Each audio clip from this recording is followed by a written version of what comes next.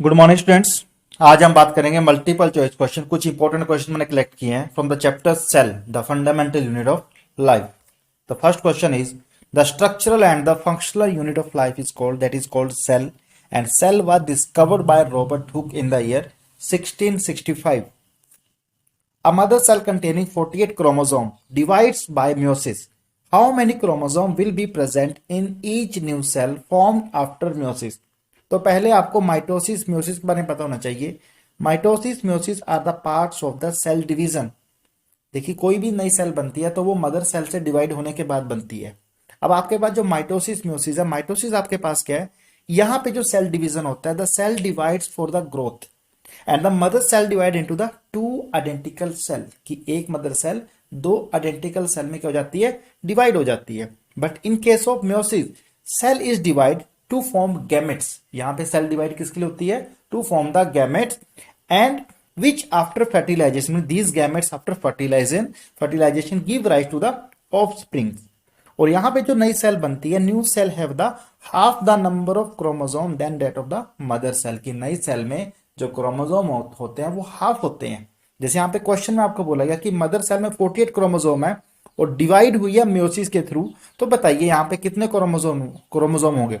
तो 48 divided by 2 that mean यहाँ पे आएगा 24 आपका आंसर आएगा यहाँ पे।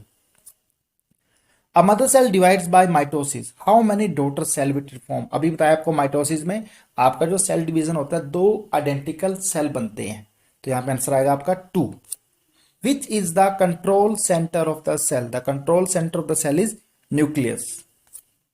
Chromosome are made up of, तो क्रोमोसोम आपके बनते हैं डीएनए एंड प्रोटीन से। आपको डीएनए की फुल फॉर्म बताना चाहूंगा मैं। डीएनए होता है deoxyribonucleic acid and RNA आपके पास है राइबोन्यूक्लिक एसिड। 1 मार्क्स का क्वेश्चन आएगा एग्जाम में, आपको फुल फॉर्म याद होनी चाहिए। So deoxyribonucleic acid DNA and RNA आपके पास है राइबोन्यूक्लिक एसिड।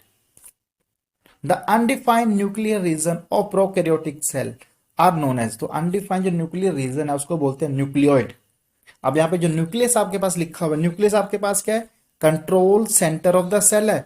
और यहाँ पे न्यूक्लियोस भी लिखा हुआ है, यह होता है it is a white spherical body present inside the nucleus and it contain RNA. That mean यहाँ पे जो न्यूक्लियोस आपके पास है, यहाँ पे आपका ये क्या कंटेन करता है, ये आरएनए कंटेन करता है। तो आपको ये क्वेश्चन भी याद रखना, 1 मार्क्स में आ सकता है कि विच कंटेन द आरएनए, तो यहाँ पे आएगा न्यूक्लियोस।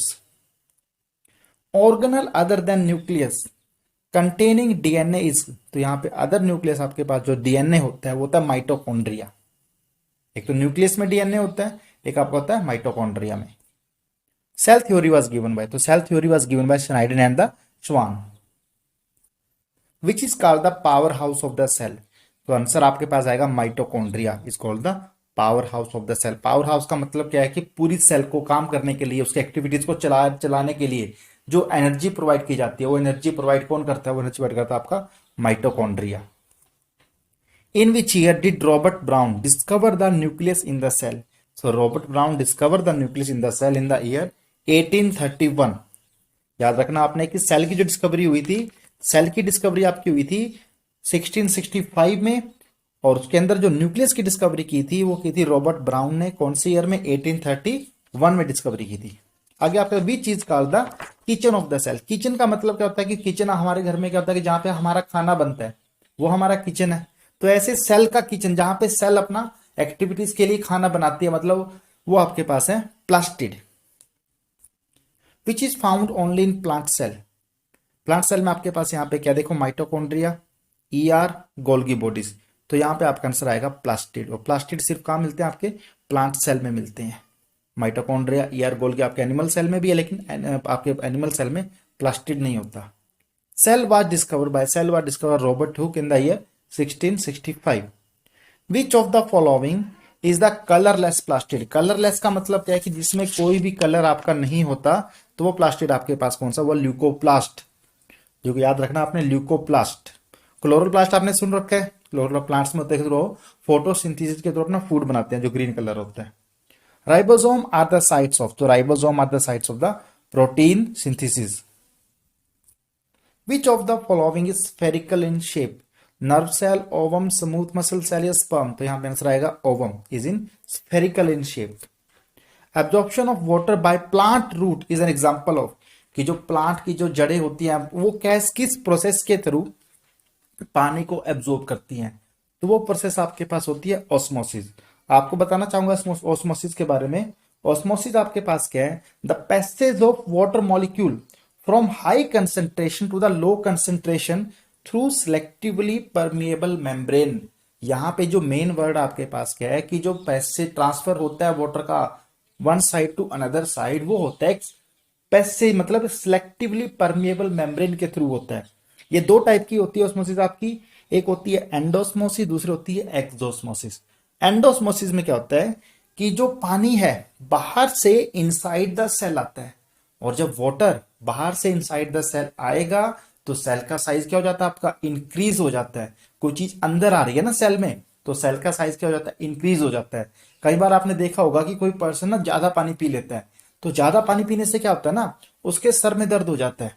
और सर में दर्द होने का रीजन क्या होगा? देखिए, हमारी बॉडी में सेल्स है, हमारी बॉडी सेल से मिलकर बनी है। अब आपका जो हेड, आपकी जो स्कल है बहुत हार्ड है। जब आप ज्यादा पानी पिएंगे हमारी बॉडी में वाटर का कंसंट्रेशन क्या हो जाएगा? बढ़ जाएगा ना। सो वाटर का कंसंट्रेशन बढ़ने से वहां पे आपके पास क्या होगा कि आपकी जो स्कल की, आपकी जो हेड की सेल्स है, वहां पे साइज बढ़ जाएगा। लेकिन हमारी जो स्कल बहुत हार्ड है, अब यहाँ पे सेल के साइज बढ़ने के लिए जगह नहीं है, तो वो क्या कंप्रेस हो जाएंगी बहुत ज्यादा, ठीक है ना। इसलिए हमारी बॉडी में पेन हो जाता है, हमारे सर में दर्द हो जाता है, जिसको बोलता है आपका रीजन क्या होता है? ये एंडोस्मोसिस। फिर आता है एक्सो। एक्सो का मतलब क्या है कि जब पानी सेल से बाहर जाता है, जिसको बोलते हैं डिहाइड्रेशन। हम बोलते हैं कि शरीर में पानी की कमी हो गई है, तो सेल से जब पानी, तो बैलेंस बनाए रखने के लिए सेल के अंदर जो एक्स्ट्रा वाटर है वो बाहर आएगा, जिससे सेल का पानी क्या हो जाता है? वहां पे कम हो जाता है। तो यहाँ पे सेल का साइज क्या हो जाता है आपका? श्रिंक हो जाती है। सेल श्रिंक होती है एक्सोस्मोसिस में, और एंडोस्मोसिस में सेल का साइज हो जाता है आपका बढ़ जाता है। The barrier between the protoplasm and the outer environment in an animal cell is, तो उसको क्या बोलते हैं? That is called plasma membrane.